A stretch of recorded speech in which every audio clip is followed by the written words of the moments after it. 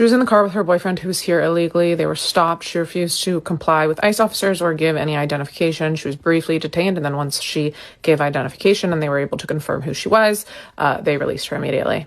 Next. This morning, a GMA exclusive, the 19-year-old college student detained by ICE while trying to visit her family for Thanksgiving, then deported against a judge's order, now speaking out. It's been hard. She's had an active deportation order against her since 2015. She has evaded law enforcement by ignoring appeals processes, and DHS emphasized that she received full and due process back then, but chose to stay undocumented.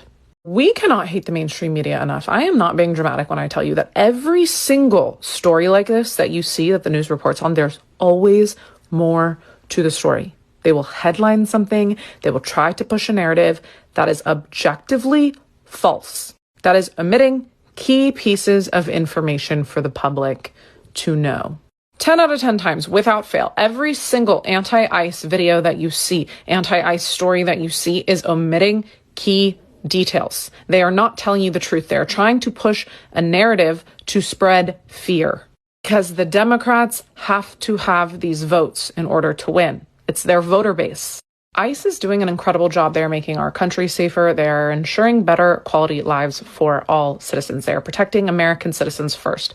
That's what a country should do. That's what officers should do. Prioritize the safety of its citizens. This smear campaign against them, it's wrong. It's a lie. It's all a lie. Don't fall for it. You don't want militarized people in the streets just roaming around, snatching people up, many of which turn out to actually be U.S. citizens that just don't have their papers on them. Are we really going to be the Gestapo? Where's your papers? Is that what we've come to? Yes, for some time now, I've been watching Joe Rogan to actually see his takes on this issue. Joe Rogan is going against the Trump administration because of what ICE is doing for a very long time. I don't understand why he is doing that. At some point, he says Trump is using ICE as his personal military. These are liberal talking points that I've seen these people putting out every single day. Now, Joe Rogan is saying the same thing, and Fox News did not take this lightly.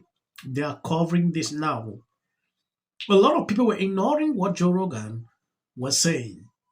I understand when I report things like this, people will say, oh, stop gaslighting. I don't do that. I just report the news so you can see exactly. That has gone through the courts that does weigh in for the federal government's role here. Joe Rogan, he's got questions about what's happening, and it's probably echoing what many people are thinking. So let's listen to him and get your reaction.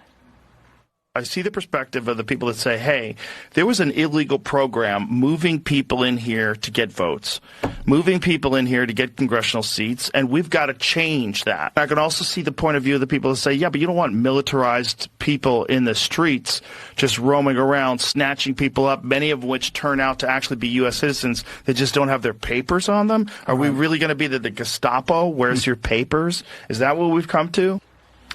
So I know you and I talk a lot about communications and PR, and how would the department respond to that concern that he raised? Well, this answer is very straightforward. If Tim Walz, if Mayor Fry would let us in their jails, we wouldn't have to be there at all. Currently, there are 680 criminal illegal aliens. Dana, that includes people who, whether you're a Republican or a Democrat, you would never want these people to be on your streets or your neighbors. That's the people who we are targeting, and we are trying to get out of Minneapolis. Because we don't have state and local law enforcement's help, we do have to have a physical presence on the ground there. And I know in the interview as well, and what Joe Rogan just mentioned is I want to ask you about this. When you talk about the confusion, and you've been another clip. I don't know if you've seen this. I don't think Rena Good's former father-in-law gave the media the interview they were hoping for. If we walk in the Spirit of God, I don't think she would have been there. This is what this man actually said, and these people do not like that. They expected him to bias the Trump administration, but at the end of the day, they were shocked. Take a look at what he said in this video. I want to ask you about this. When you talk about the confusion, and you've been open, obviously, about your support for the president, when you look at the videos of what happened, and I'm sure they're very hard for you, Timmy, to watch if you've even been able to, but the Deputy Attorney General says that the Justice Department doesn't believe that there's evidence to back a criminal investigation, right? And nothing about charges or anything like that, just an investigation into what happened in terms of the ICE agents' actions. But they were, according to the prosecutors resigning today, pressuring them to investigate Renee's actions and Becca, her wife's actions. How do you feel about all that?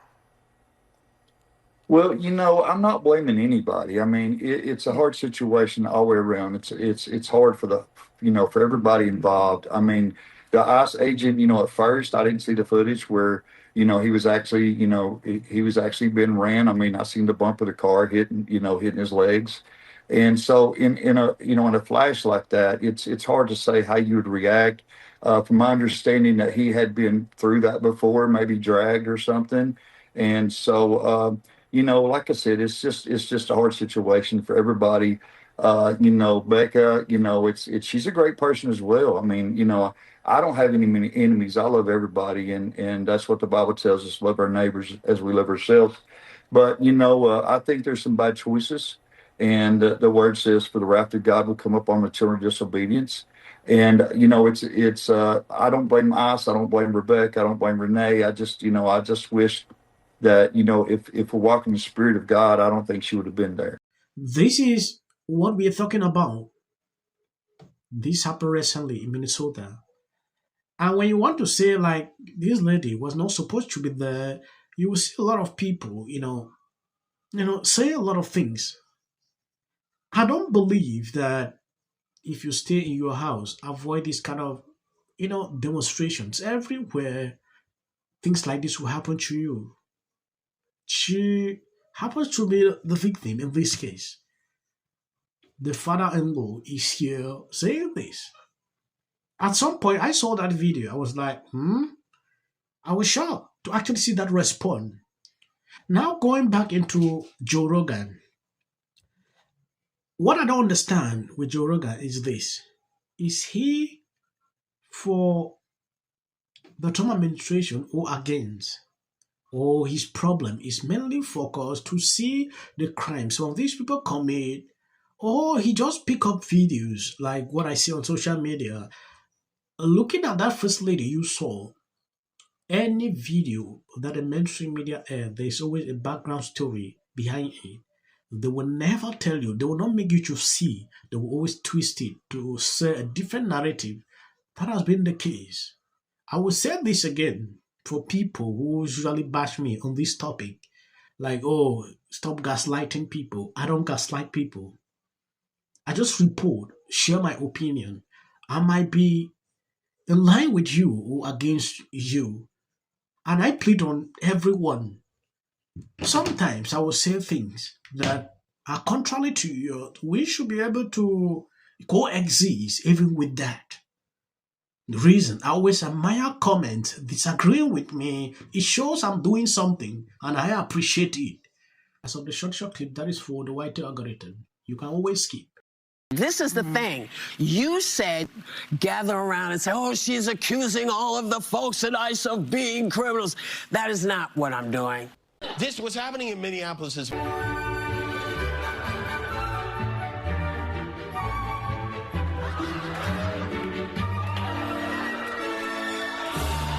no one watching.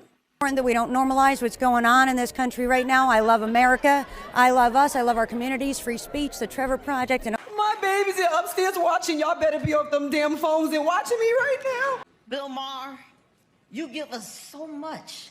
Yes, Globe for best editing goes to the Justice Department. I'm a little in shock about that. Maduro. Let your hatred and sit this one out. Well, these guys are paid, dude. And we 100. There you go.